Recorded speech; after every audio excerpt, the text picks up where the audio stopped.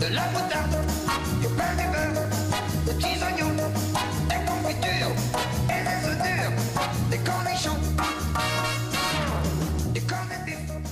Ah oui, c'est vrai. Alors, dès qu'on parle de cornichons en télé, hop, dans la discographie, on prend Nino Ferrer et ça colle pile poil. Bonjour Loïc. Bonjour. On va partir ce matin dans l'un des joyaux des châteaux de la Loire, le château de Cheverny. Quel magnifique écrin pour sauver le cornichon. On avait, il faut sauver le soldat Ryan, là il faut sauver le cornichon. Mais c'est exactement ça. Mais vous allez me dire pourquoi. Parce que je suis sûr quand vous faites une sauce gribiche ou quand vous allez faire un petit tartare et que vous mettez un petit peu de cornichon, vérifiez que le cornichon que vous avez entre les doigts viennent de France. Ben oui, mais sauf que... 98% des cornichons que vous consommez aujourd'hui en France viennent de l'autre bout du monde. Et quand je vous dis l'autre bout du monde, c'est essentiellement l'Inde, voilà, tout simplement. Et ce qui est intéressant de se dire, c'est que... Mais voilà, on va se battre pour sauver le cornichon. Et le vrai scandale, c'est qu'en fait, la plupart du temps, les gens achètent de deux très grandes marques qui ont une carte postale un petit peu gastronomie française et qui jouent dans cette carte postale-là, mais qui ne le produisent plus du tout en France. Mais alors pourquoi il n'y a pas de cornichons? Il n'y a pas beaucoup de cornichons français? Parce qu'il y a quelques années, on s'est rendu compte que c'était vachement moins cher en main-d'œuvre et en cueillette de le faire venir de l'autre bout du monde. Alors, à l'heure où aujourd'hui on recentralise un petit peu nos productions, tout simplement pour protéger la planète et puis aussi pour avoir un lien direct avec le producteur. Faire travailler nos petits producteurs à nous. Justement, il y a une association, les cornichonneurs, ils sont dans le Val-de-Loire, ils sont 13 et eux garantissent un cornichon frais, vigoureux et français. Voilà. Et nous sommes allés à Cheverny, tout simplement parce que, et voilà, je savais qu'en disant frais et vigoureux, ça allait vous faire sourire. Mais n'empêche que c'est la vérité. En tout cas, eux, ils sont made in France, ils sont produits en France. Et regardez ces champs comme ils sont beaux. Direction le Val-de-Loire.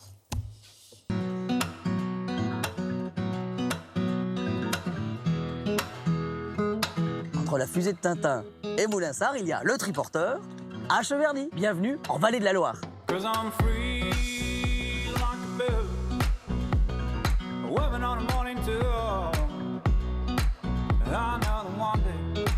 Bonjour.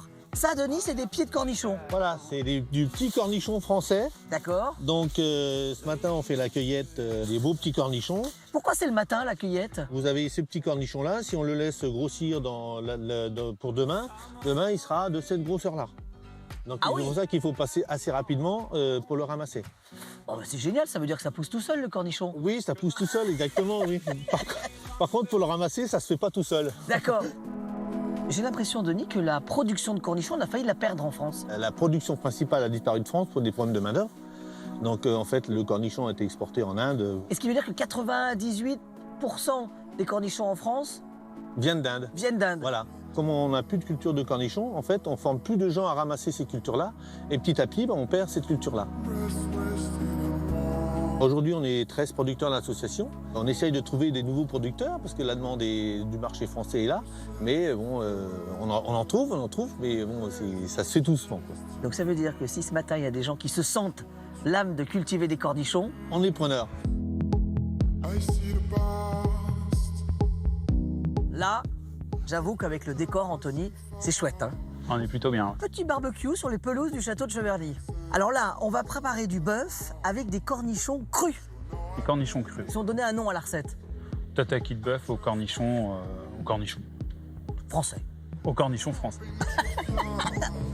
On va commencer par le bœuf, mettre en marinade. Donc là, c'est une sauce soja qui est faite en Touraine par un japonais. Après là, c'est un vin blanc Cheverny sec. Pour la viande, si elle reste 1 heure minimum, c'est bien. Ce qui va permettre d'attendrir les chairs. Et alors, nos cornichons, on joue avec eux à quel moment? Maintenant. Ah, d'accord. Et là, qu'est-ce qu'on va faire avec les cornichons aigre-doux? Et là, ils vont apporter le côté sucré et acidulé. Alors là, on a le nila, donc une ciboulette japonaise. Lui, je le connais, c'est le shiso, c'est ça? Le shiso, tout à fait. Et alors là, qu'est-ce qu'on va faire? Donc là, on va mettre le bœuf. Et on le met directement dans la flamme? C'est ça. Et le fait d'être au foin va faire quoi, là? Va apporter vraiment une saveur de fumée.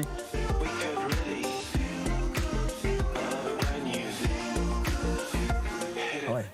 Moi, je trouve que c'est parfait pour l'été, là. Bon, tant mieux. Ça tombe bien.